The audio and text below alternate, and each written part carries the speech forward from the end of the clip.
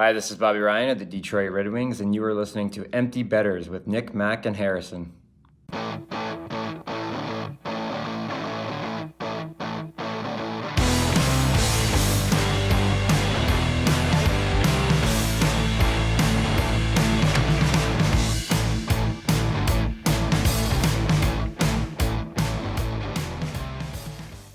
Good morning, everybody, and welcome back to episode 70 of Empty Betters. I'm your host, Harrison Schultz. I'm going to toss it across the screen to my co-host, Nick Manella. How we doing, buddy? Doing well, man. Wish I was doing as well as you. I know you're down getting some sun in the beach right now, which is just got to be wonderful. But I can't complain, man. It has been like these last 4 days here have just been like 75 and sunny here in Maryland. So, yeah, it's been nice. Been able to get outside and, not be a total like desk ornament for the last 4 days. So, yeah, I can't complain. I feel that. Yeah, it's been great weather down here in North Carolina. I was saying today it was like 67 outside, but no humidity, strong sun. You don't sweat because it's so dry. Nice breeze off the ocean. Which is rare on the East Coast. You get that out in LA, Vegas, that kind of weather, but not usually around here. So it's been a nice change of pace trying to get my tan on. The Masters starts tomorrow. I am in a very good mood. So it's been nice. Going to toss it off to my other co-host across the screen, Mac Vogel. How we doing, buddy? Doing well. Just got back from a little trip myself. I was off in Milwaukee, just getting some things set ahead of my upcoming move. It's always good to visit the Midwest again. The vibes are just on, especially this time of year. Everybody's coming out and they're like, "Holy shit, it's not freezing anymore. It's time to go outside again." You definitely saw a lot of that. So excited for a summer on Lake Michigan, and excited too to have. I got about 11 more days here with little to no obligations. So just trying to enjoy the sun for another week and a half, basically. That's electric. Love it.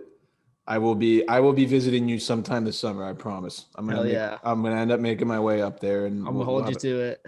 You should, and I hope you do. And we'll have a nice cold one on Lake Michi, and it'll be good. So sounds good to me. We got a bunch of shit to cover here. There's been a lot that's been going down. This is our last episode before the trade deadline, so next week should be interesting. I'm going to toss it across to Nick to drive the bus on the league news. Sure. We have a ton, like you said, we have a ton to get to.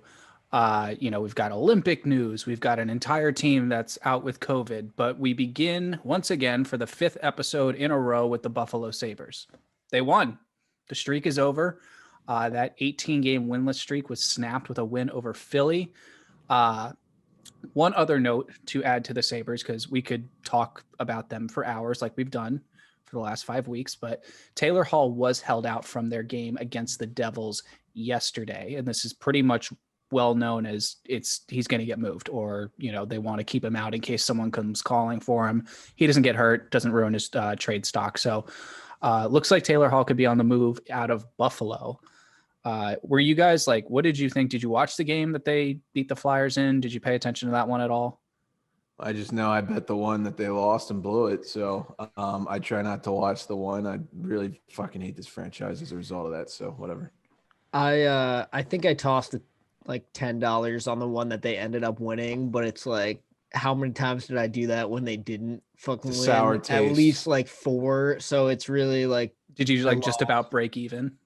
Not even. Like, I think I basically lost like $10 on the whole thing. It was just a whole waste of time, basically. Pretty much trying to figure out what the hell the Sabres were doing. Like, I've been struggling lately. They kept that streak going just long enough to like screw everybody over who was like trying to make big money off them. And I feel like that was right around the time that all the gamblers were like, all right, screw this. I'm not wasting my time with this anymore. And then they Buffalo was like, all right, cool. Then we'll win now. Yeah. That pretty much just sums up like their last 3 months. It was just a waste of everyone's time. Exactly. The game after, they gave the Rangers a run for their money, but the Rangers iced it in overtime. But yeah, Buffalo's a dumpster fire. I bet too much on them when the streak was going. I just don't have any respect anymore. So it is what it is. The Chicago Blackhawks GM Stan Bowman was named GM for the U.S. Olympic hockey team for the 2022 Beijing Games. Minnesota Wild GM Bill Guerin is going to serve as his assistant. NHL players are expected to return to the Olympics in 2022 after they fucked up everything and let the Russians win with NHL players, even though they were supposed to be using amateurs. Tell me where you've heard that before. So I think, us, especially the American hockey fans, were really excited to watch what Stan and Bill can do for what should be a very competitive U.S. men's hockey team. Interesting choice. Leave it at that. Okay. Yeah, excited to watch Olympic hockey. Not much more to say about it. Yeah. I like the big ice. I like it in the Olympics. It's I think, exciting. yeah. What do you guys think? Have you ever played on it, like in a game or anything? Once. And I was sucking wind.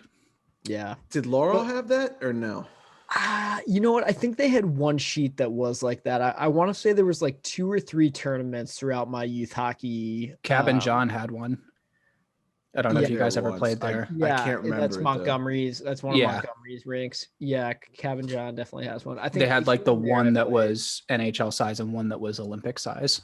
Yeah, it's different. Like you said, you're definitely more winded, but it's cool seeing like real skill guys get on the big Oh ice. my There's God. so much more room to work with. Like kid Ian Powderly on our team was so much fun when we'd have big ice because he just had all that much more room to dance around everybody. It was so funny. It's good for crease monkeys too, I hear. So. Yes. Well, the crease stays the same size, so I mean, The Vancouver Canucks, not good. This is bad. More than half the players on the team have tested positive for COVID-19, a source told ESPN. Some players are symptomatic, and according to several sources, there are a few who are in quote unquote rough shape. Fatigue, dehydration, all these symptoms are pretty intense. One agent told ESPN it's knocked a lot of guys out. Some of them can't even get out of bed. So this is, I mean, that's like decimating, especially for a hockey club. I mean, what do you do in this situation? Do you just try and pull? Who's their AHL team? Is it Utica? I don't even know who their affiliate is, but I heard too that like what they were having some of the medical staff literally go to the homes because like they couldn't get out of bed, like Yeah. to the extent literally they were coming to visit them like at their house to check on them. I heard that it's like a variant too, right? It's not like the normal COVID-19. Yeah, it's like the Brazilian strain or something Jesus like that. Christ. Which The B.1. Ugh. It looks like a fucking robot serial number. Yeah. The way they label it. it's like what did Elon Musk name his kid? Like AEX12 or something like that. the same thing. Yeah. Password. Right. The NHL Strong password. Right. Yeah, it's strong. It's like the Like Apple those strong automatic password strong default. passwords. Yeah, Oh exactly. my God. It's like 26 letters, 2 hyphens. Would you like to Right. use our strong password? Yeah, and it's like, yeah. It's just the back of like your Wi-Fi router when you first get it. Quite Right, literally. exactly. Yeah. That's all the same. Bill Daly, the deputy commissioner, he remains pretty confident that the team will be able to compete again, but more importantly, that this isn't going to fuck up the scheduling. So obviously expedited season, 56 games instead of 82, and a lot of back-to-backs, a lot Well, of they- 2 games in 3 nights. So They this built is key. that they built that extra 2-ish weeks onto the end of the season just in case something like this happened. It looks like they're going to need it. And I mean, hopefully that'll be enough, right? Yeah. I mean, it's getting to the point where if they don't come back soon, I don't even know if that chunk that they've already built on is going to be enough. But yeah, we definitely wish the best for the Canucks and all their family members. I mean, that's such a tricky situation when it's that many people. You got to think there's also probably some family members that might be affected by this too. So Yeah, absolutely. Hopefully they can get back on the ice soon. Yeah. Definitely not something you want to see. And obviously we're, this far into the season, it would be such a shame to see it be messed up from something like this. Greg Wyshynski over at ESPN, one of our, I would say certainly one of my favorite hockey writers, listed 5 reasons why this trade deadline will be one of the most extraordinary in history. The first being the diminishing value of first round picks. Every trade deadline, first round picks are the most precious commodity, barring Connor McDavid or something like that. Unless a team can't properly scout players. So we talked about this a little bit on the last episode about, why do you need to scout? You have video. So, if guys haven't been playing and you don't really know what you're getting with them, potentially he sees that as a loss in value in first round pick, which potentially I think could have played into what we saw pan out today, which we'll get to in a little bit. His second reason is the Seattle Kraken. They may not be active in this trade deadline, but they're certainly lurking. If you're moving guys, if you're using guys as rentals, are those guys going to be someone you're going to protect and try and re-sign? Who knows? So this could really sort of shape up what their roster could look like. And that one's interesting too, because you may be more apprehensive to trade for somebody because let's say you bring in a forward. Now, all of a sudden, that's one more forward that now you may have to protect or expose. It just gives you one more thing to have to worry about. Yeah. His third reason is the flat cap. The salary cap right now is $81.5 million, and it's likely going to stay there for the next, I would say, season. He seems to be in the opinion that it's going to be for this foreseeable future. So we've already seen that impact on free agent signings, guys that we thought were going to break the bank or, get a ton of money, maybe got a little bit less and like a little bit less on term as well. His fourth reason is the season of arbitration. So right now, all these divisions have been realigned. And I'm going to read some of these because they're funny. He says the East is predictable. The Central has 4 teams fighting for one playoff spot. The West was seemingly set before the Blues decided to crack the door open for the Coyotes and Kings. And the North is basically overreaction theater on a daily basis, which is... That one's crazy. Yeah. Yeah, which is... I'm going to have to agree with the last one. And then his fifth and final is, winning the cup, but losing money. So Bettman said at the beginning of the year that, these guys are going to be losing billions with a B on this season. And the further you go in the playoffs, the more revenue you're not gaining by selling your arena out and, sponsorship and all that other lovely marketing money. So, I mean, we saw it with Tampa last year. They won the cup and then had to lay off 30% of their workforce. So, a lot of teams are going to lose a lot of money as they go deep into the Stanley Cup playoffs this year. It's ass backwards. It's like, it is. It's like the incentive that doesn't come with the reward. I don't even know if that makes sense. It's pretty late at night right now and I'm kind of out of it. But yeah, it's ass backwards. We are recording this at 10 o'clock at night. I just want to say this is an MVP move because I'm asleep by 9:30 every day. So yeah, I want to give myself credit live. Props. 7 p.m. Yeah. Appreciate it. Yeah. Both Nathan McKinnon and Connor McDavid were dished out league fines of $5,000 for their dirty plays last week. Fucking hilarious. McKinnon threw a helmet at Connor Garland after the two got tangled up and there was a brouhaha going on. And then McDavid got Jesperi Kotkaniemi high with an elbow, sort of in crossing. I want to hear your guys' reaction. A lot of people on social media were pissed off about this, saying that, okay, this is something that the NHL has definitely done in the past, but these guys got the superstar treatment. And one of the key examples pointed out was that Golden Knights forward Chandler Stevenson, I think a game later, caught someone on the Kings with an elbow. I want to say it could have been the Avs or someone. I don't remember, but and he got 3 games for it, and it looked just as bad as McDavid's elbow. Oh yeah, it's star treatment from the word go. I guess I want to ask you guys before I give my opinion, which one did you think was worse? Because honestly, I thought that the Connor one was worse, but people online were like, McKinnon threw his helmet. And I was like, is that big of a deal? I think that the concept of throwing your helmet is fucking ridiculous and it should never happen. That's just childish shit right there. And you can't throw.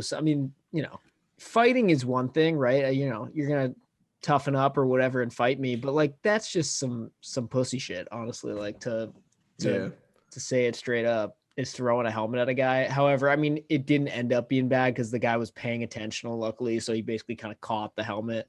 The McDavid thing was bad. I thought that was a flying elbow. That was a really bad hit. That was he really chicken winged him hard. Yeah. I've never seen McDavid do anything. I was actually just really surprised by that, but that was a really bad hit. Wires crossed, which you don't see often.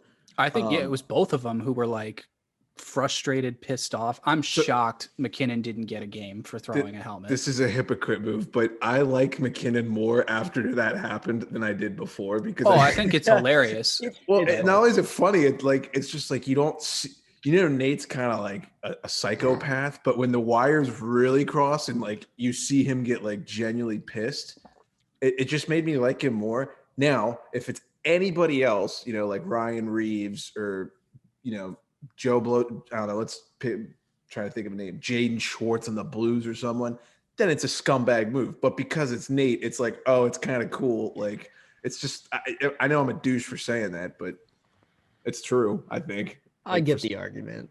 It's funny to see star players like that actually show that kind of emotion too, because, a lot of times they don't. So right. It also needs to be made into a GIF, or GIF, whatever. I hate GIF. this. GIF is peanut butter. Okay, whatever. GIF. They need to make it into a GIF, and I will personally buy my first NFT with my own money. And I will purchase it because that is absolutely hilarious. I don't know of a caption, but I think it's funny. I think you could come up with a bunch. Yeah, I thought these guys should have gotten sussied at least a little bit. I mean, of course, the first for sure. Yeah, the first comparison that comes to mind, hometown bias coming in hard here, but it was like if that was Tom Wilson throwing a helmet 10 games, I'm sure Tom Wilson would have 10. Oh my God, try like 15 or 20. Are you kidding? Catching someone with a flying elbow, I think they probably would have thrown the book at him a lot more for, just because they would have said like, this is, but whatever. Are you guys hip to the NFT stuff, or are you not aware of what that is? It's wild. Tom Brady just like made a company that's now buying and selling NFTs. Kind of cool. Sorry to go on the side rant, but it's amazing that is where our world has gotten now. We buy and sell gifts. Sorry. Yeah, that's okay. Yeah, I you can call them both. I don't care. Okay, I didn't know if it offended you or not. No, big Jif peanut butter guy though. Yeah. Do they make crunchy and smooth, or is it? One? They make both. Are you a crunchy or smooth guy? I enjoy both, but typically I go with the smooth. Yeah, I enjoy both. I kind of vibe with the crunchy, honestly. It gets way too much hate. Like, it gets way too much hate. I can't get on the crunchy train. It's just something about the texture. It just disgusts me. But I think it was like a maturity thing. Like when I was like a kid taking PB&J every day, I would be like, ew, crunchy. But like, as I got to be like a seasoned, like peanut butter connoisseur, like adult. Mm-hmm. Yeah. You ever hear people say that you don't mature until you start liking yellow mustard? Mm-hmm. Wow, I have not. Do you guys like mustard?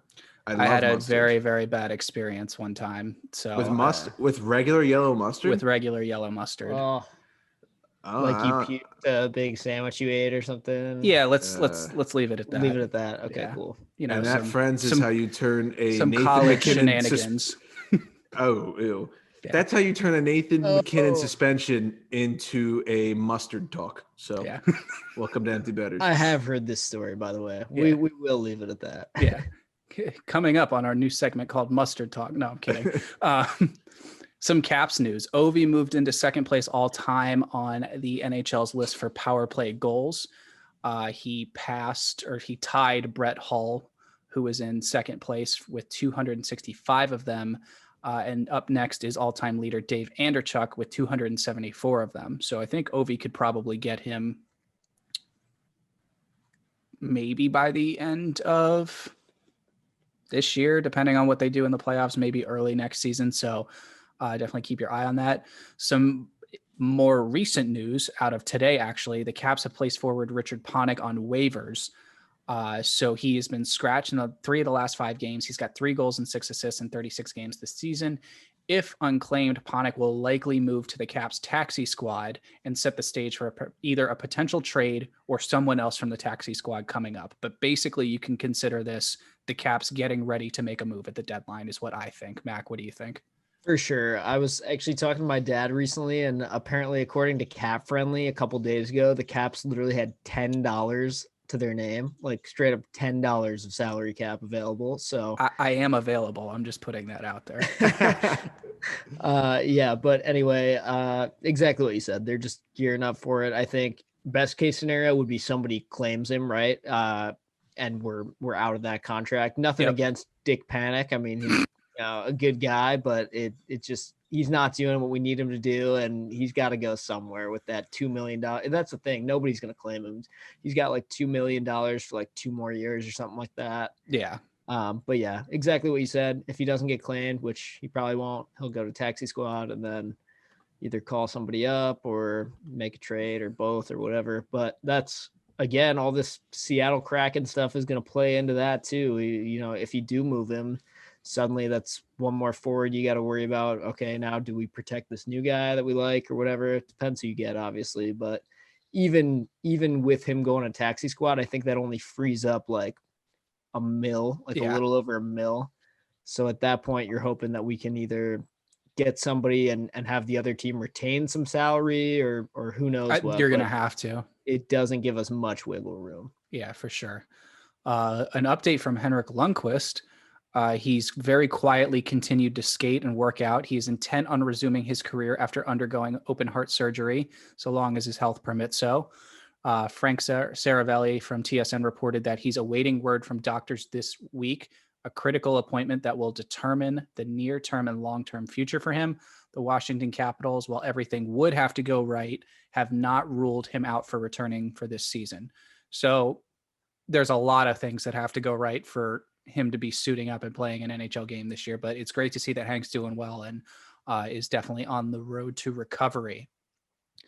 Last little bit of news I want to get to, and this has basically taken the hockey world by storm. Every crusty blogger in their mom's basement or every, hockey meme lord page with like 86 followers. I'm looking at you, Ranger fans. You don't have to go on Instagram Live every time your team wins a game. We don't care. Real quick before I get to this, why are they all like, it's like NY Ranger fan, 61445. It's like your phone number. It's just I don't know. The kid's probably 12. I feel bad, but router password. Yeah, there's like 8 different fan pages like that. It's brutal. But anyways, former Ranger and Blue Jacket Brandon Dubinsky, I think we all remember him, said in an interview, nope, don't remember. Everyone wants to talk about Sid and Ovi or whatever, referencing when he was playing and Sid and Ovi were the 2 mega stars in the NHL. And he said, dude, fuck Sid. I'll take Ovi any day of the week. He went on to say that he has an autograph stick from Ovi, but would never ask Sid for one. He followed all this backlash because he was just getting spit roasted on social media with a tweet saying, listen, Crosby is better than me. I never said he wasn't. He's obviously one of the best ever. It was Ovi versus Sid. None of you played in the NHL and know how hard it is to score goals in the NHL. 724, referring to Ovechkin's goal total, is insane. Sid just whined way too much, and Ovi just shut up and played hard. My first thought when I read this was, why is he picking one side when he's fought both of them? Literally. Yeah. He might be the only player in the NHL history who's fought both of them, now that I'm thinking about it. I think he probably is, because each of them only fought like a handful of times. Yeah, Sid might have like 6 or 7. I don't think Crosby has fought Svechnikov, so that basically was that a fight or did that count? Wow. Yeah, I don't think that counted. That was Not more really. of a that was abuse. Anyway, this is kind of stupid to me, this whole thing. Like, while I kind of agree with some of the things he said there, I think he's just like, why now? Like, why Brandon Dubinsky? Like, it's all just like kind of stupid, and like it feels like Brandon Dubinsky like trying to stay relevant. You know what I mean? Like nobody really cares what the hell Brandon Dubinsky has to say about Ovi and Crosby right now. You know, like it doesn't matter. They're not even the 2 premier stars in the league right now. I haven't thought about Brandon Dubinsky in I don't even know how long, probably since the last time he was on the Rangers and scored a goal against the Caps that made me want to jump off a cliff. But I hated him. I hated him so much. Yeah. You think Anyway, you hate it's him? just like a bunch of garbage, kind of, in my opinion. I hated him. I hated Ryan Callahan. I hated Dan Girardi. All of those Ranger guys that used to just shove it straight Cap up. killers. Cap killers, Absolute cap Kreider, killers. Step on. Oh my God, those guys were brutal. Yeah, I mean, I'm sure there's a lot of people wondering my thoughts on this. Just as the Sid lover here, I'm not turning this into an Ovi Sid debate. It's very random And there's clearly I mean, if you want to say Ovi's better, fine, whatever. But there's clearly a little bias when you say fuck Sid. Like, you kind of lose your. I don't want to say you lose your credibility because he played in the NHL, but it just makes it seems like he's pissed at Sid for something, or just doesn't like him for whatever reason. Probably because he never beat us. So that would be one thing. But yeah, I think that it's just like, where did this come from? Like, and it was on like some podcast called like Garage Boys or something. It's not even like a hockey, like they talk a little hockey, but I read their Instagram bio. It didn't seem like strictly a hockey podcast. That podcast is probably absolutely loving all the publicity. Oh my God. They had less followers than us. Exactly. Talk about a diamond in the rough. That's what I was going to say. Like, you want to know how we need to get popular is get some washed up NHLer to come on here and start talking about Ovi and Sid and say something that's going to piss people off. Like, literally, that's all you need. Yeah. Well, I don't know if you guys saw, like, Sid got asked after the Rangers game last night where we got our asses kicked 8-4, or one of the reporters was like, what do you have to comment on the Dubinsky thing? He goes, don't have a comment. If you want to ask me a question about something hockey related, I'm down. And I was like, Sid being Sid, just the most don't put media pressure on me whatsoever. That's literally how he's been since day one. And the other thing is, that's such a stupid thing to ask him about in a press conference like that. It has nothing to do with the game. It has nothing to do, again, with how random we've been saying the whole thing is. Don't bring that up. Like, who cares? Like, he definitely doesn't.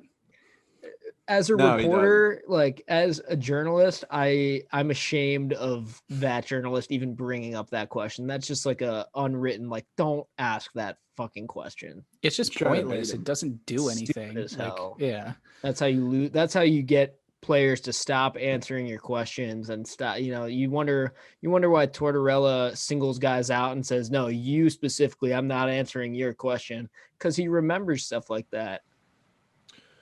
Yeah, I don't know. I'll leave it as I didn't really care for the comment. Not necessarily because I disagree with him. I mean, it's whatever. People disagree in life. It's just, I feel that your credibility goes out the door when you say, fuck Sid, he doesn't play hard. I played in the NHL. Like, the 724 goals, that's definitely something that you can use to back up your argument. That's a fact, that's a stat.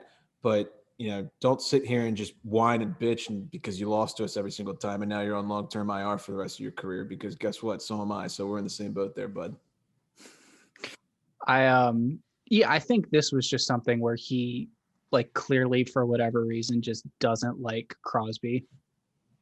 Like, whether that's personal or something that happened on the ice, I don't know. But and self-admittedly, he was kind of a bitch in his early years. So I'm not saying that's not accurate. I think it's gotten a lot better. I mean, I think we could all probably say that it's hard to get worse than what he was at the start.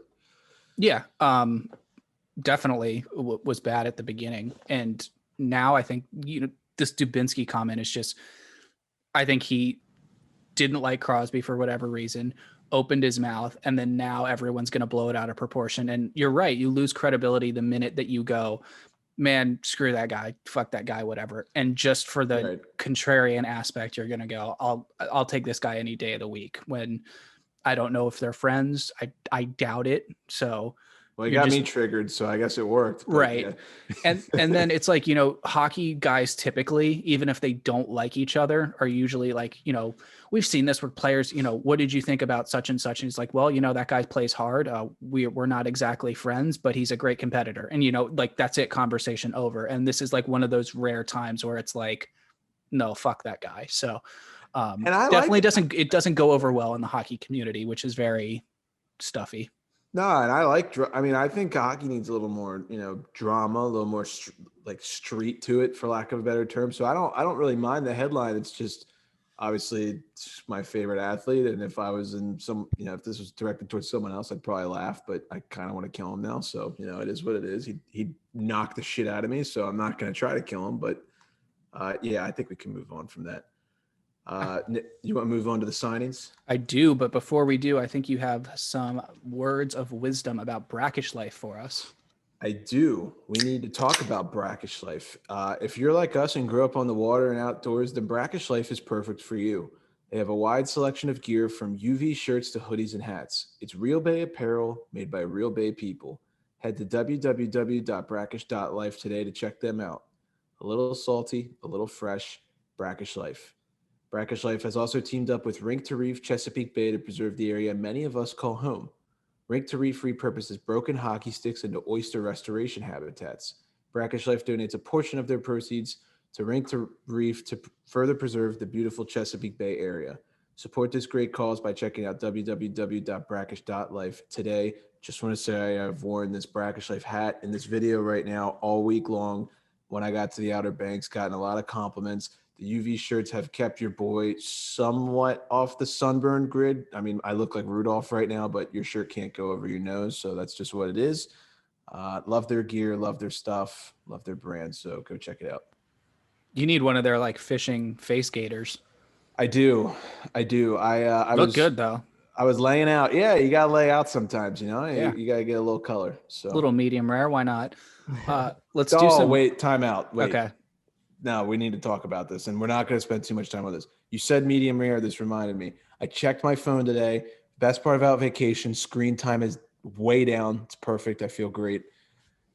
My Twitter group from high school had a like 37 messages in the DMs, and I was like, what the hell?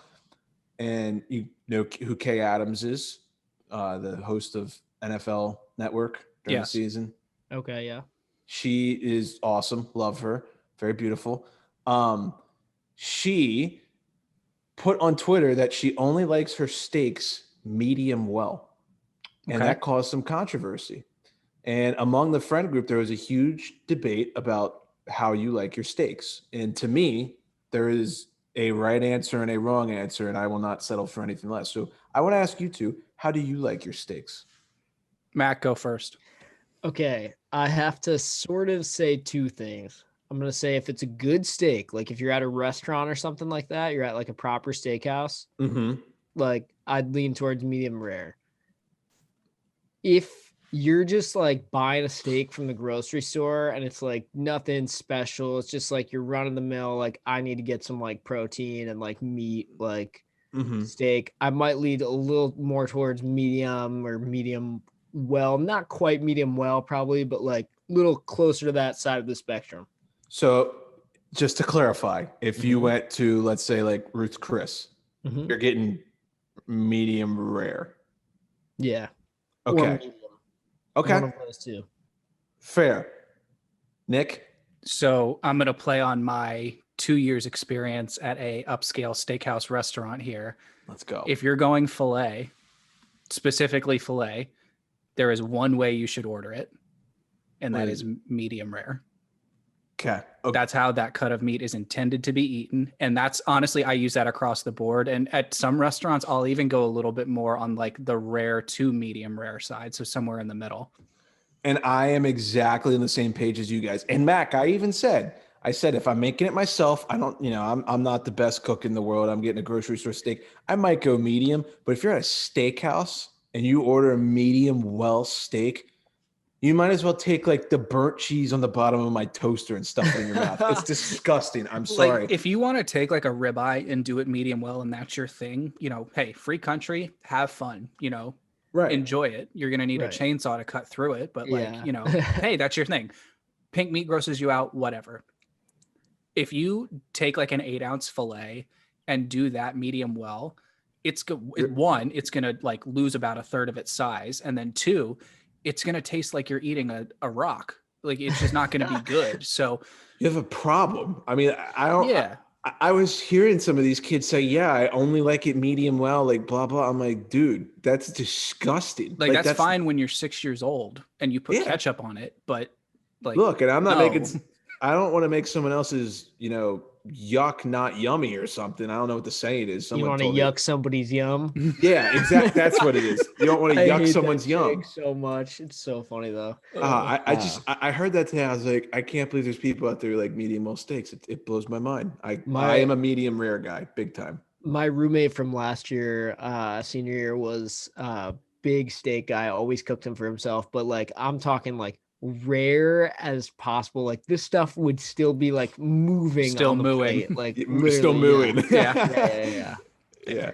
I feel that. I had to get your guys' opinion because I was it was split down the middle. I was like, this can't be like the way that people think. Like, I'm pretty sure most people agree like medium rare is the best way to eat it. And then I Googled it and most people would side on the medium rare side. So I was like, okay, good. It's funny if you go to like Morton's or the Palm or Ruth's Chris or the restaurant where I used to work, like if you ask the waiter or like if you're at a really, really nice place and they bring the cuts of meat out and like explain them to you, if you ask them like how I should get this cooked, 9 times out of 10, they're going to tell you medium rare. Keeps the flavor. Yeah. Keeps the flavor. Yeah. Yeah, And just really because want a it's steak. Yeah, I know, right? I'm hungry. Just because it's pink doesn't mean it's going to kill you. So All right, well, enough of the pink stuff, and let's move on to the ink stuff. The ink stuff. Nice. Yeah. Nice. There you go, Nick. Wow, good Thanks, job. thanks, boys. Just one major ink stuff to get to. The Canucks signed goaltender Thatcher Demko to a 5-year extension. He's 25 years old. He's 12-12-1 this season with a .277 GAA and a .917 save percentage. Not bad numbers there. So I think we kind of know who's number one now in Vancouver going forward. I mean, 5 And years. Seattle.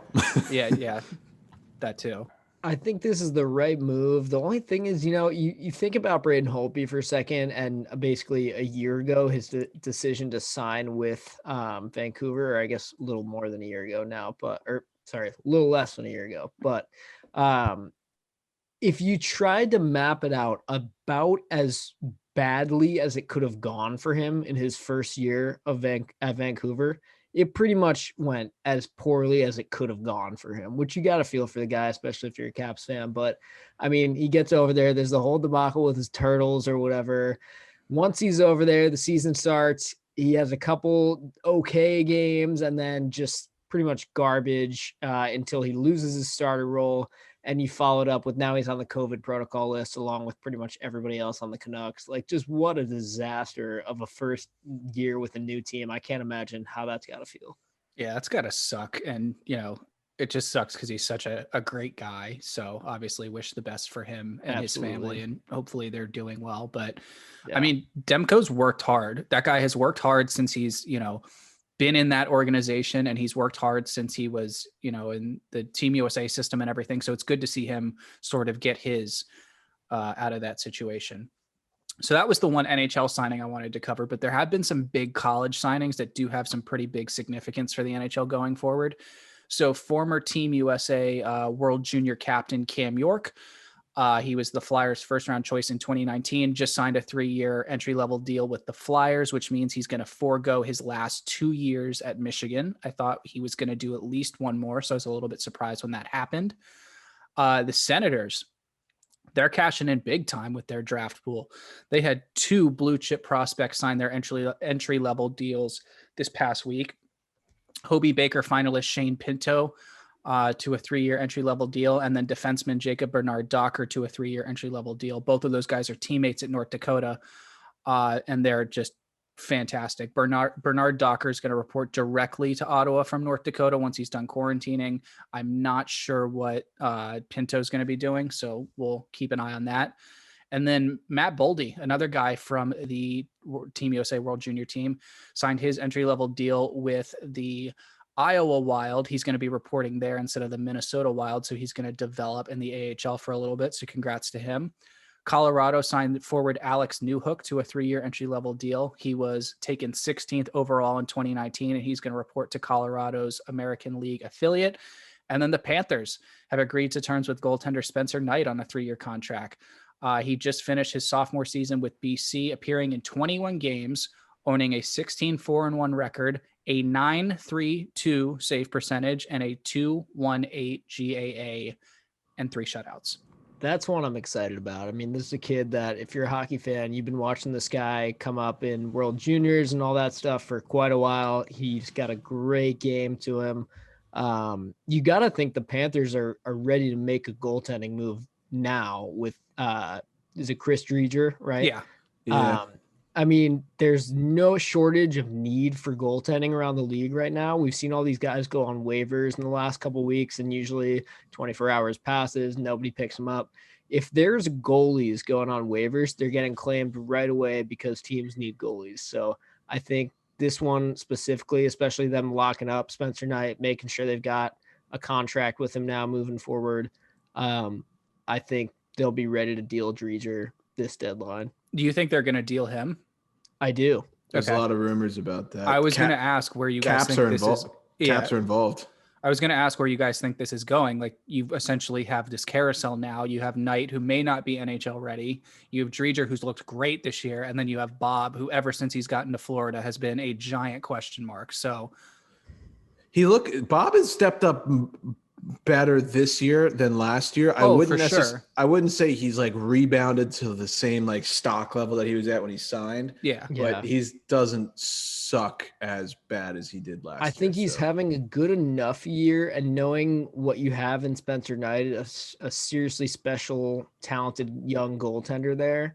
I think if you're the Panthers, you make the smart move as soon as you can to deal Dreger and get something decent for him forward or defense wise to kind of deepen your team that way. I think they're going to be okay at goaltending, whether it's Bob or Spencer. Yeah. We had a trade come over about like 2 hours ago, something like that. Yeah. The New York Islanders have acquired Travis Zajac and Kyle Palmieri from the New Jersey Devils in exchange for a 2021 first round pick, a 2022 fourth round pick, AJ Greer, and Mason Jobst. New Jersey will also retain 50% of both Zajac and Palmieri's salaries. Yeah, this is a hell of a fucking trade by Lou. I love this deal for the Islanders, and I'll tell you why. Obviously, Taylor Hall is the big fish in the small pond, I would say, right now at the NHL trade deadline. Again. I just feel like Palmieri, and especially Zajac, I think Zajac is the diamond in the rough in this one. I think they just fit that mold, that Barry Trotz system so much better.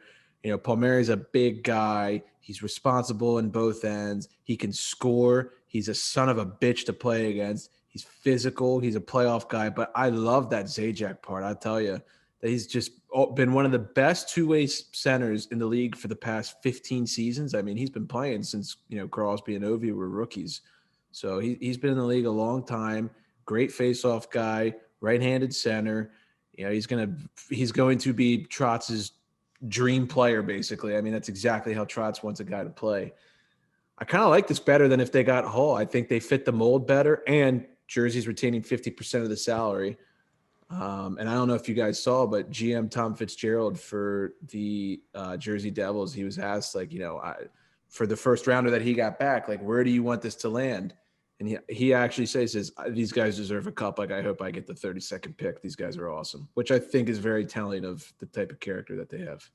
I think it's definitely the right move for the Islanders. I know, obviously, a first round pick is a lot, especially with these guys both only being on contract till the end of this year. But they're making a push right now. They want to win right now. They feel like they can win right now.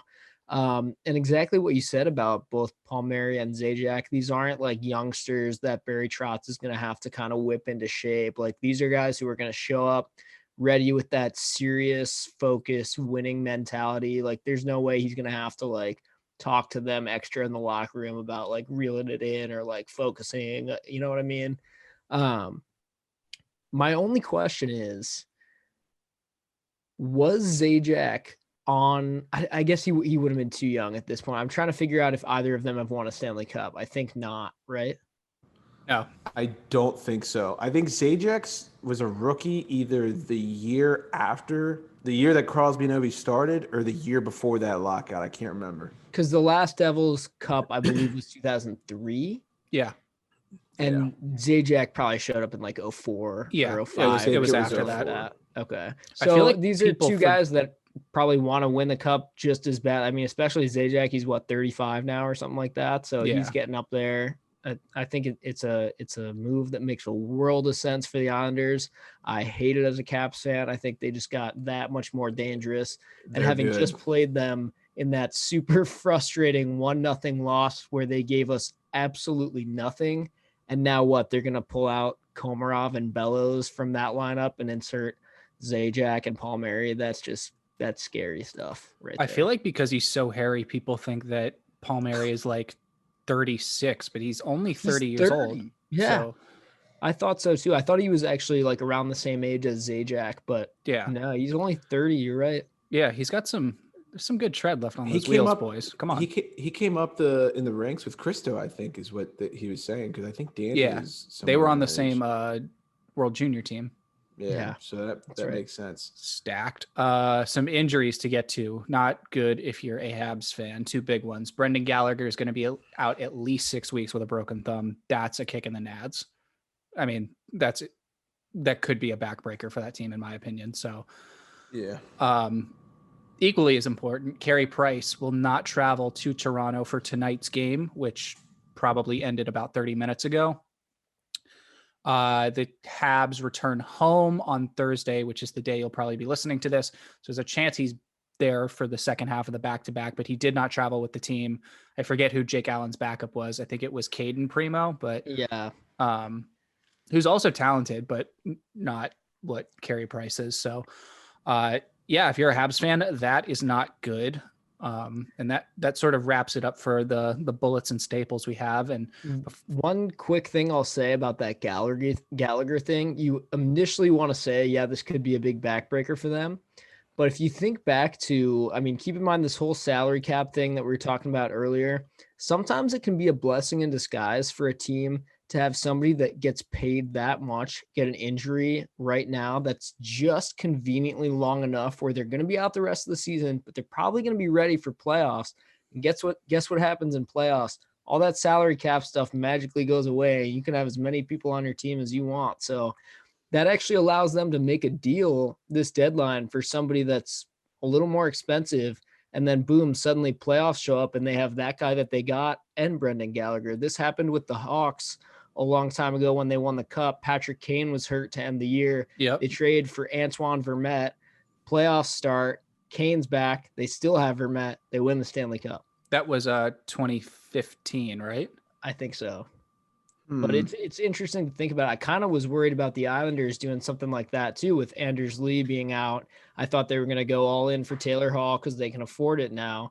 And then playoffs start and they have Hall and Anders Lee. But I mean, Paul Mary and Zajac is pretty scary too. Did we just find a new segment called NHL Conspiracies where teams are magically having guys get hurt right before the deadline? Well, and then...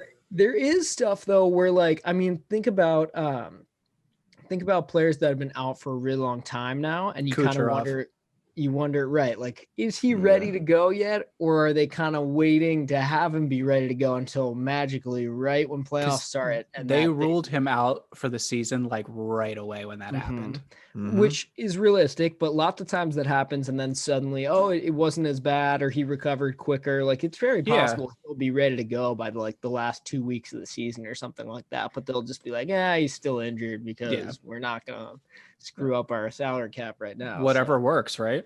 Yep. Me. So do you see them going after Taylor Hall? The Habs? The Habs. Oh, the Habs. Maybe. I don't know if he's right for them. I don't think he's right for them. But I think he could have worked in Long Island for some reason. I think that actually may have worked. I think it would just be another disaster. I'm sorry to say, if he ended up in Montreal, I don't think that's what would be best for him or them. Boston. That's man. Boston's in on every trade rumor. Like every reporter has Boston in on every single player. The Ekholm one for Boston makes so much sense to me. Oh, God, I would hate that. I don't even think I don't think he's gonna get dealt anymore though, because the Predators are good now. Yeah, that's what everyone's saying. It's like, okay, like, are they gonna go for it? But I don't know. Anyway, the last thing I'll say about Taylor Hall is I would hate for him to go back to Edmonton. And everyone has been calling for that. They'd be like, it'd be so much fun. He'd actually have a good team. I'm like, no. I hope he does it. No, they don't deserve him. They trashed him. Well, and I also it would be stupid. And that team's not good enough to do anything anyways. So no. Right, exactly. Until they get like a goalie. No offense to Koskinen, he's fine, but like they're not gonna win a Stanley Cup with Koskinen. No, I completely agree. So before we hop into gambling, just want to take a minute to remind everyone that this gambling advice is brought to you by the Maryland Mortgage Wiz. Are you planning on buying your first home this year? Get pre-approved and explore all financing options with Dave Fritz, the Mortgage Wiz. Interest rates are at a historic low and down payment assistance programs are available. Stop renting and put your money in a place that you can call home. Follow Dave on Instagram at Maryland_mortgage_whiz for more information. Dave is licensed in Maryland, Delaware, and Florida. Equal housing lender NMLS number 3094. Alrighty, boys, what have you liked from this past week and what have you hated from this past week?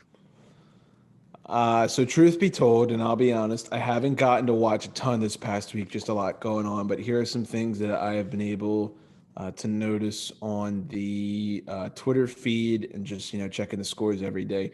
Jack Campbell of the Maple Leafs remains undefeated. He's now 9-0. He actually might be 10-0, but I think it's 9-0 on the season. So the Leafs seem to be back in form. They're on a 4-game win streak right now. So keep an eye on the Leafs.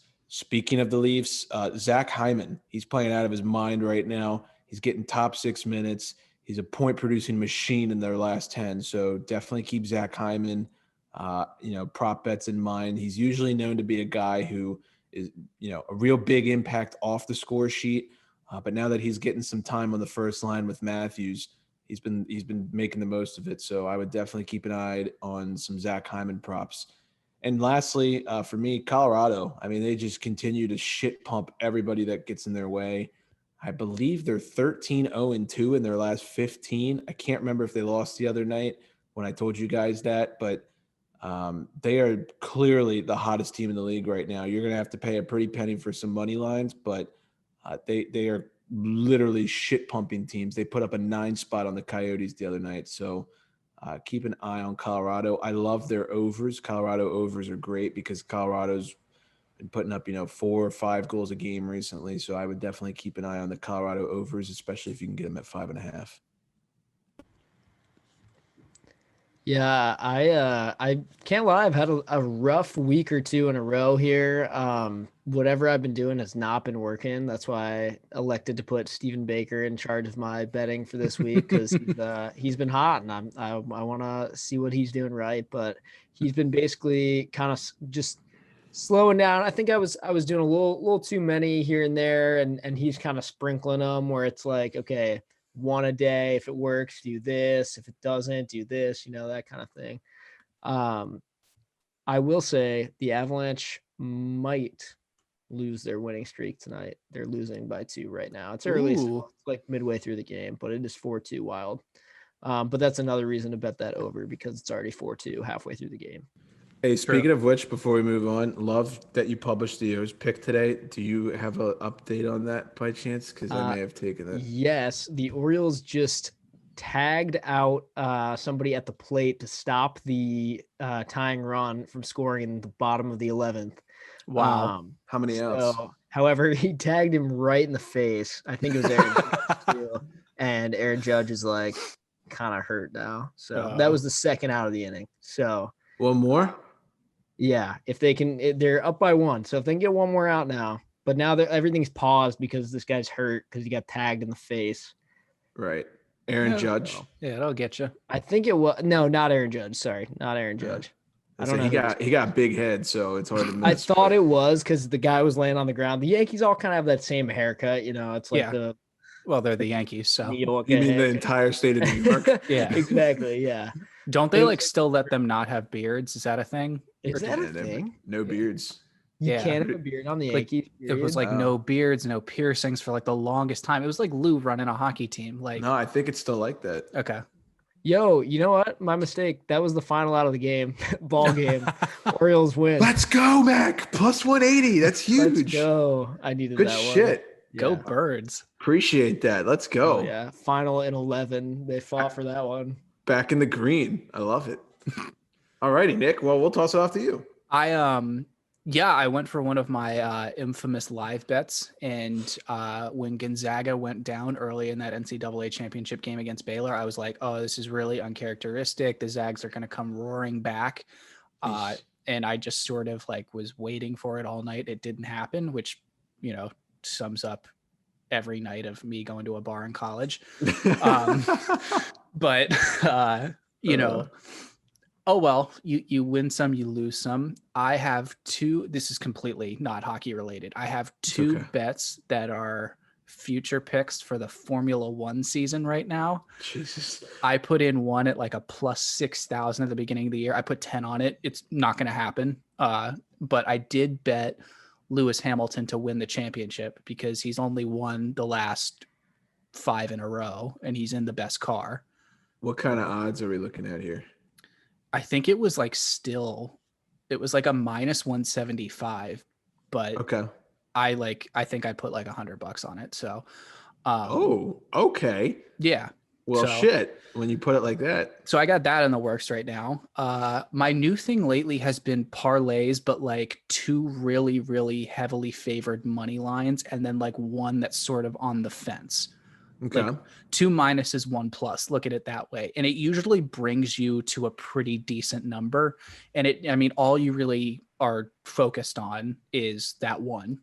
So Right. like if you get Tampa, like what I know they blew this against the Red Wings the other day, but they were like a minus 400, something like that. But so something like that, or like I got the Habs the other night at like a minus like 220, and that was a good one to throw in there. So I like doing that a lot. And it seems to, obviously parlays, you're never going to hit every single one, but it's a good system. One thing, and this is a dangerous game to play. I would only do this if you like have some credits in there already and you're like really trying to double your money or something. But if you place like a parlay, not a crazy one, but like either a 2-way or a 3-way like that, and then you also place each one of those legs of the parlay separately, so that if the parlay hits, you're gonna win huge, All of them, because yeah. you won all of them. But if the parlay only misses by like one leg, you're probably gonna pay for the parlay. You're gonna cover your bases. Exactly. Right. That's Yeah. smart. And that's a good strategy when you're doing exactly what Nick just said, where like 2 of the legs of the parlay feel really strong and just one of them you're a little shaky about. Throw the parlay in there, and then also throw just 1 unit or even half unit or whatever on each leg of that parlay separately. Yeah, definitely. Parlays they're so much fun, and they're great on like days like the first day of March Madness where you've got like Right. wall-to-wall basketball, or Yep. like like where we are with baseball right now. Yep. I used to love doing on NFL Sundays. Oh, it's great. You do pick. like I mean, a 1 the o'clock, problem a is- 4 o'clock, a 8 o'clock, The problem is for football with the freaking values, you have to pick like Yeah. 6 teams to get it to like $30. Yeah. Yeah, it's absurd. That's why I like hockey. Parlays are also dangerous if you're desperate, if it's Thursday and the week for you ends on Sunday, and Cue the Lilo and Stitch meme. yeah, and the bookies, and you're in super secret bookie jail. Trying to dig yourself out of a hole with a parlay it's It's kind of fun. I is hate a- to put. double-edged sword, man. Like, it is the fastest way to get out of a hole, but it is a very easy way to dig that hole into a massive hole. Yep. And that's why I said too with that strategy tip I gave is like, make sure if you're doing that thing where you play the parlay and all the separate legs, you at least have some change to lose that you're not worried about, because keep in mind, if the parlay loses and somehow all 3 of those lose, you're going to lose a bunch of money. So especially if 2 of them were locks and they were like minus 200 or something. So Yeah. When I first got into like sports betting, like many, many moons ago, that's what I would do is I was like NHL games, and I would just like parlay 3 teams on any given night. And like it worked, but like I ended up not doing as well as like I would hoped.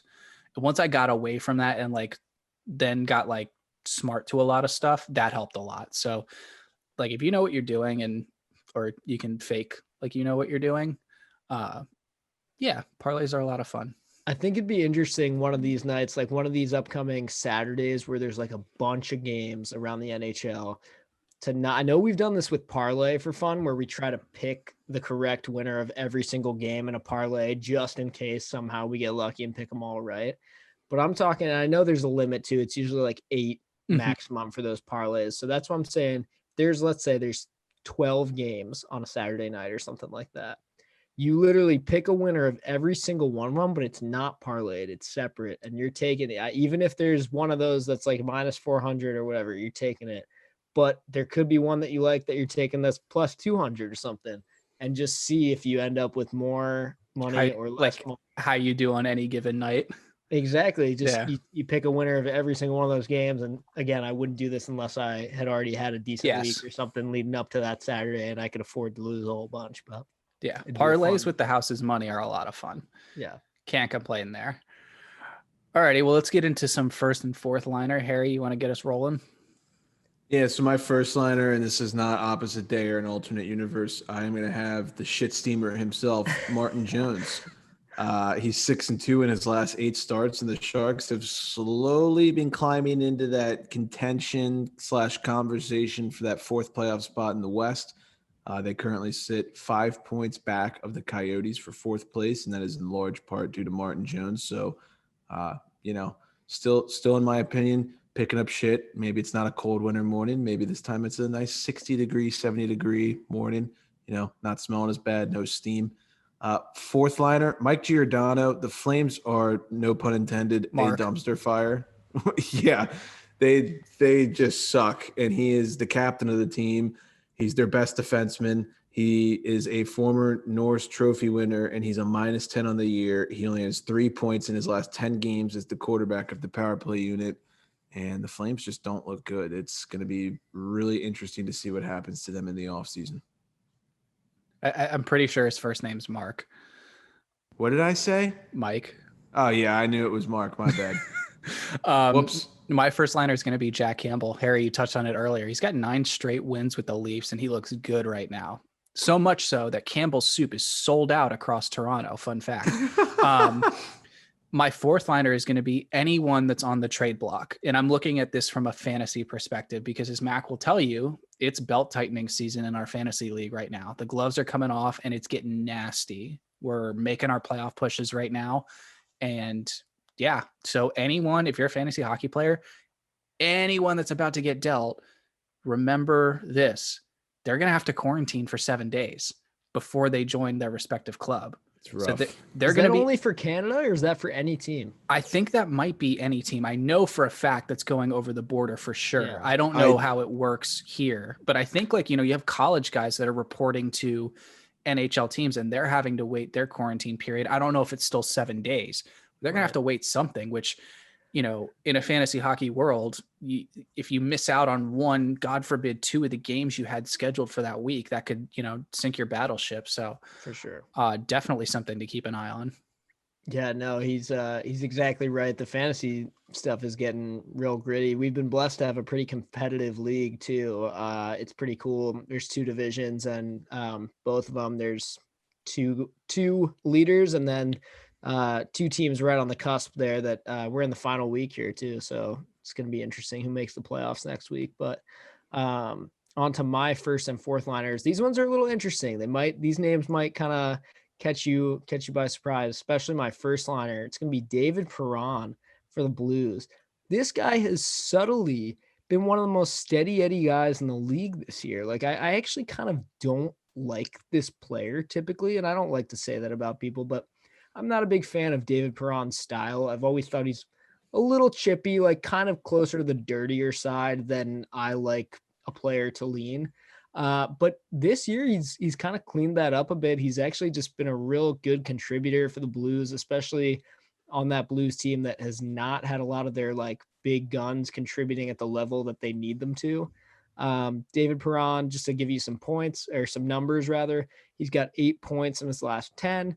And he's got 37 points in 38 games this year. Now, those aren't like insane McDavid numbers, obviously, but this is David Perron. Like, I wouldn't really expect this much from him. But he's got like 25 plus assists or something like that, and like 10 plus goals. Like, he's doing what he's supposed to. So I feel like he deserves some recognition. And then my 4th liner, I'm going to go with Jacob Vrana, more of just as an opportunity to bring this up and talk about what's been going on with him a little bit. He was a healthy scratch for the Caps for 2 games in a row. If I'm not mistaken, I feel like this has happened once before with Vrana since he joined the Caps. Do you remember, Nick, if he's been healthy scratch before? He has. And I can't remember exactly what the result of that one was either, but it's reminding me a little too much of the whole Burakovsky situation. This feels so similar to a player that's like, when he's confident, He's so damn good. He's talented. He's fast. He can snipe. But when he gets in these cold streaks, there's like no getting him out of it. And so I was kind of glad to see the Caps like take an actual like move to try and like shake things up a little bit, especially when we've got a deep enough team to, insert somebody else in the lineup that probably also deserves to play some NHL games right now. Cough, cough, Dick Panic. But yeah, I think Vrana, his first game back, obviously against the Isles, we didn't score any goals. So it's tough to like really say whether that two scratch move helped him or not. I'm going to be all eyes on him tomorrow night against the Bruins to see if he's kind of got that extra skip in his step and see if that 2 healthy scratch game move did anything, because he had slowed down quite a bit. So Yeah, seriously. And I think at this point, I had my friends texting me about this today. They're like, does the Ponic move mean that Vrana's getting moved? I'm like, they're not necessarily correlated, but I'm kind of expecting the Caps to move him. And I really don't want them to, because he's one of my favorite players. I think he's one of the most talented players on that roster. But something I said to my friends the other day is his role on the team has kind of been filled by Daniel Sprong. to an extent, I think, yeah, I think his role has been challenged a little bit by Sprong, but I'm not totally sold on Sprong yet. I think I'm not either. And I think Vrana is far more skilled than Sprong is, at least from what I've seen so far, and far more established as an NHL player for sure. But I think the Caps are, they're definitely starting to look at it. So sure. I would gladly take him if you don't want him. I want him. I think that the Caps are probably smarter to move a defenseman rather than a forward if they're going to move anybody. Sure.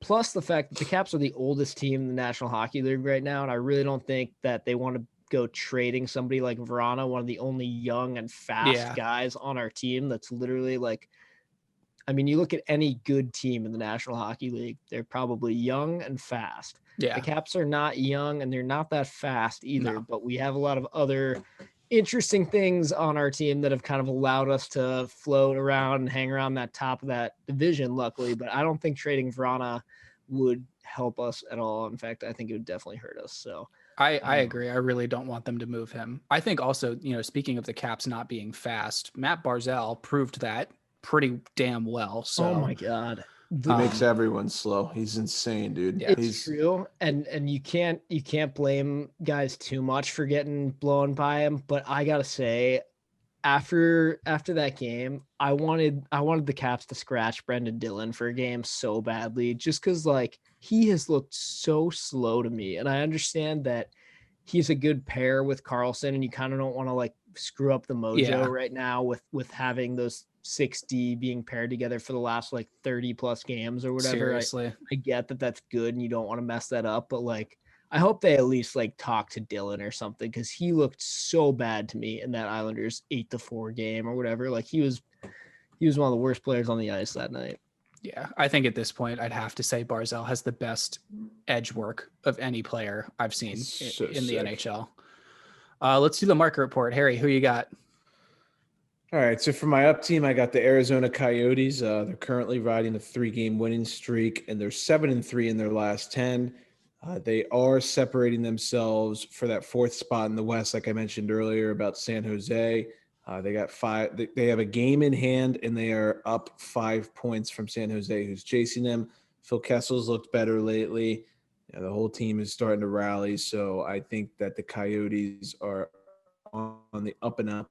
And my trending down team, the St. Louis Blues, they're 2-7-1 in their last 10, and they trail the Coyotes for that last playoff spot by 5 points. Like I just said, the Sharks also do. So in case I messed that up, the Sharks and the Blues both trail the Coyotes by 5 points right now.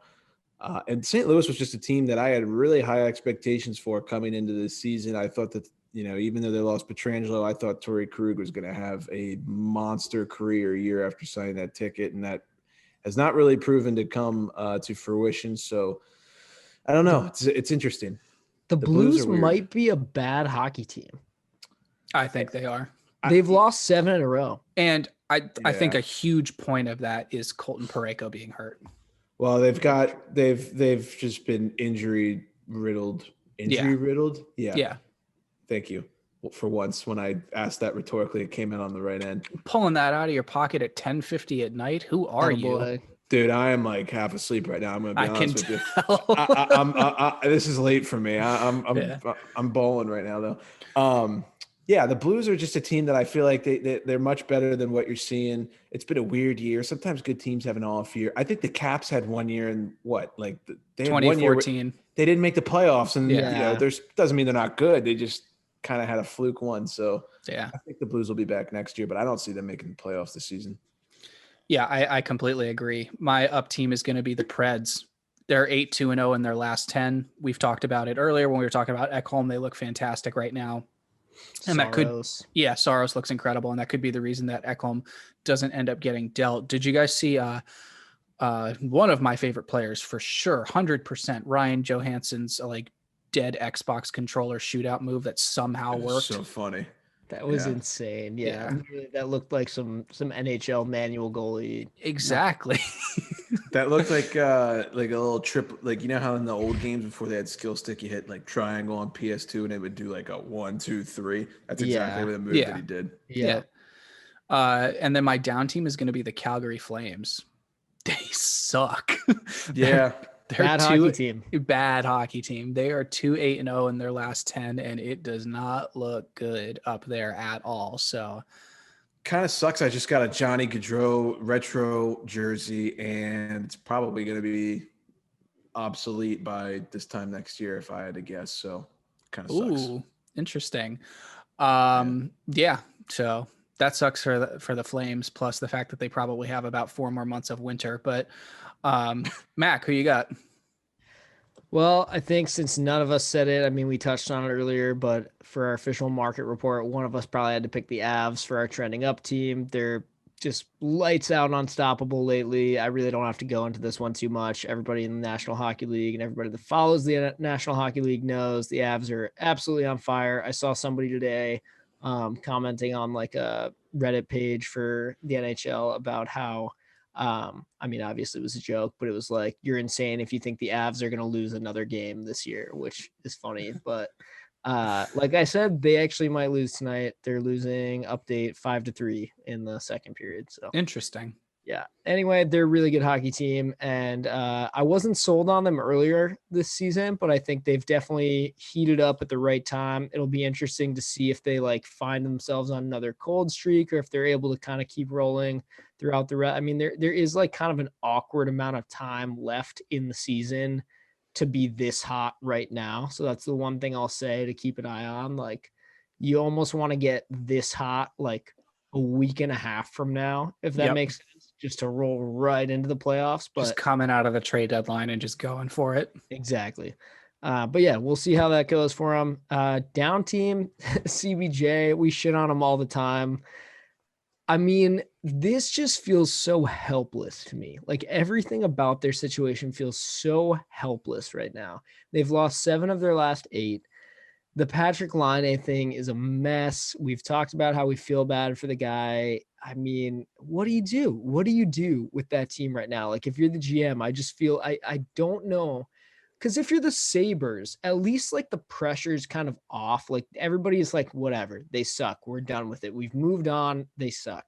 But like CBJ, no one can seem to like grasp that. No one can seem to be like, we're okay with CBJ being a terrible hockey team, and like we're just all gonna accept that. Like nobody's okay with it. Like everybody wants they won't commit to the rebuild. Exactly. And everybody's like, oh, but they've got now we're gonna trade and try to get Patrick Laine. Did that work? No, okay. Well, like what they're just grasping at straws and they're trying to be a competitor and it's not fucking working. And like, what do you do at this point? I just don't know. They're like, it's like being stuck in the desert.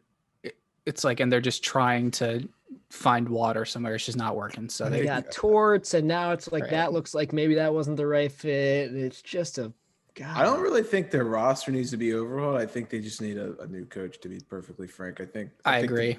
Their defensive core is great. They have a decent goalie. I mean, the forward core is probably a little weaker than it needs to be, but that's something that can be corrected. And didn't they health bomb Roslovic the other night? They did. Yeah. And I was surprised because he was doing I so was too. well I as think soon as he came been one of over. I think Torts. Yeah. I think Torts has got to go. I think you're right. I think Which I think I'm gonna like hit the seat heater button and move that up to 3 bars for him. Yeah. Yep. Yeah. Good Yep. one. So that wraps up first and fourth liner. We want to answer our questions of the week that we put out on social media, something new that we're going to be doing each week. Shout out to Harry for making those fire graphics. Great job, buddy. How many losses until the Sabres snap their losing streak? Well, that one's easy, 18, because they did. This one was quite entertaining, and we had so much fun going back and forth with you lovely and completely down-to-earth Ranger fans. I will say this. I love and hate Ranger fans because they're so diehard. They can just they can never let it go. It's got to be one of the most passionate fan bases. 100%. And you Is that the have new to. word? Yeah. Is that the new word for annoying? Yeah. Delusional. Yeah. You know. Just saying. Right. You can be passionate without being an asshole. Right. Yeah. The question that sparked so much discussion was, has Adam Fox, the defenseman for the Rangers and member of Team Honey Nut Chelios, earned a spot among the top 10 defensemen in the NHL? I mean, I would say yes. He's just having an unbelievable season, and I think that he brings not only point production, but I think he's very good defensively. This isn't like an Erik Karlsson situation where he's just putting up like 80 or 80 to 85 points, but he's a liability defensively. He's solid both ways. So yeah, I would definitely say that he's earned his way up there. I don't think he's earned his way up to top 3. I could also anyone that was saying like top 3, or I love the fans that are just like, what are you talking about? He's the best. I'm like, oh, okay. No, like I like he's having a great year, and there's always some kind of like gray area. Like when you say top 10, do you mean this season? Do you mean overall? What does overall mean? Like all that shit.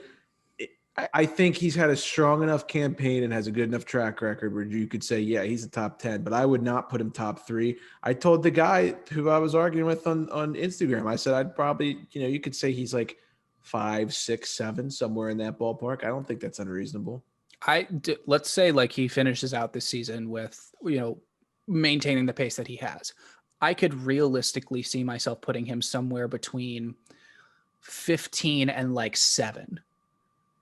I don't think I would go any higher than 7 though, because are you really telling me this guy's better than John Carlson, Victor Hedman, Jacob Slavin? I think belongs up there. Like Seth Jones, Zach Rowensky, Dougie Hamilton. Like exactly. Like, there's so many talented defensemen out there right now.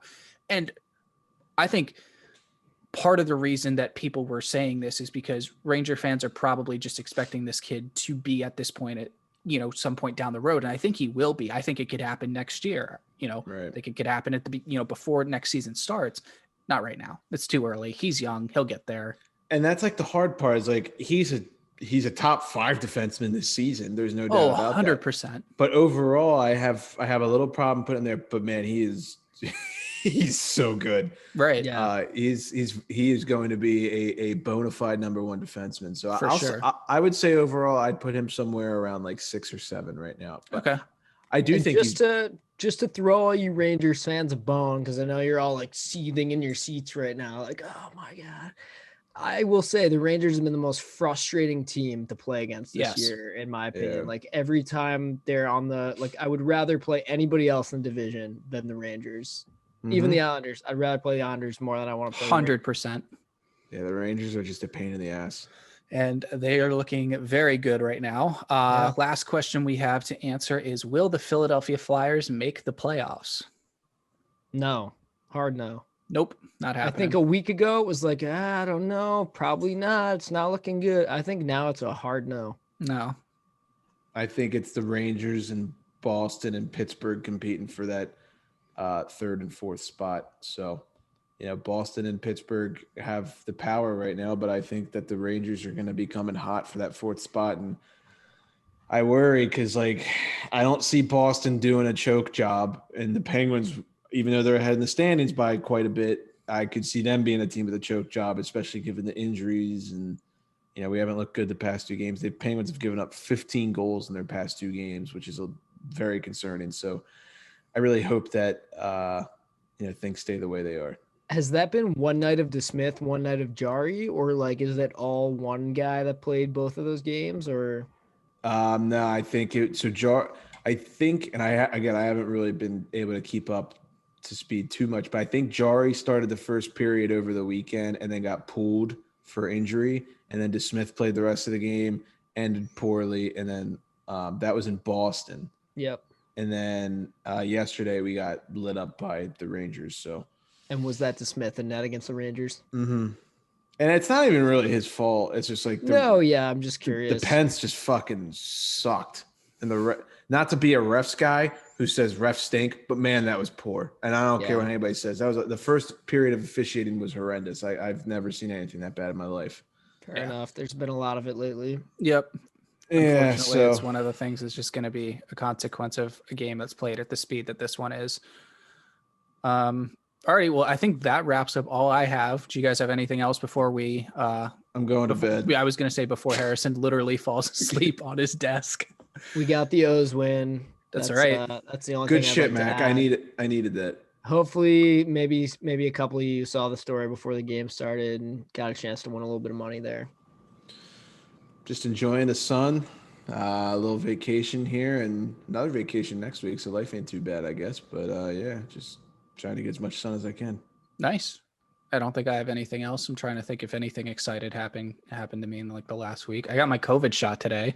There you go. Or the first one at least. Yeah. Nice. So I like expected it to be, I'd heard some like horror stories about people that had gone and said it took them like 4 hours. And like, obviously I'm working, and my boss was cool enough. He was like, yeah, just, you're fine. That's important. You walk right up and easy. Yeah. They kept it moving. I mean, I went with my dad and we had to wait for probably like, I don't know, park the car 20 minutes later, got it. And then they want you to like sit for like 15 minutes afterwards, which both of us sat for 5 and we're like, okay, let's go get something to eat. I did that too. Yeah.